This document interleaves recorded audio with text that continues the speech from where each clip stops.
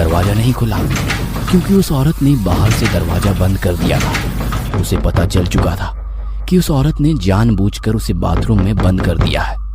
Auto driver दरवाजा पीट पीट कर जोर जोर से चिल्लाने लगा, मैडम दरवाजा खोलो, मैडम मैं आपके पैर पकड़ता हूं, मुझे यहां से बाहर निकालो, मुझसे गलती हो गई मैडम, मुझे माफ कर दो मैडम।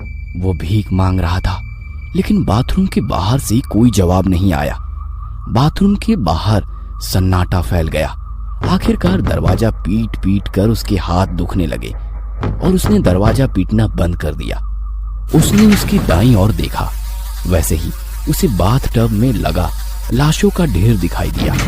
8-10 लाशें एक के ऊपर एक रखी हुई थी, और हैरानी की बात तो यह थी कि उन सभी लाशों के ऊपर ऑटो ड्राइवर की यूनिफॉर्म थी।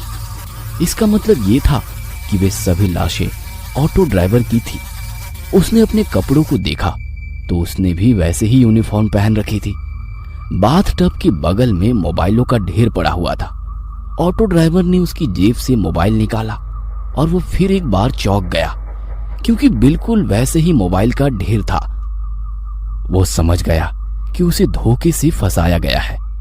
उस औरत का ऑटो में कहना कि मैं घर पे अकेली हूं और उसके बाद ऑटो में मोबाइल छोड़ना, ये सब उसकी ही चाल थी और वह बुरी तरह से उसकी जाल में फंस चुका था। वो समझ चुका था कि वे सभी ऑटो ड्राइवर भी बिल्कुल उसकी तरह ही उस औरत के जाल में फंस गए थे और वो बाद में उसी बाथटब में मर गए। अब उसके साथ क्या होगा, इसका ख्याल उसके मन में ही आ गया। क्या ऑटो ड्राइवर उस भूतिया बंगलों से बच निकलेगा? इन सभी सवालों के जवाब जानने के लिए इस कहानी का अगला पार्ट देखना मत भूलना।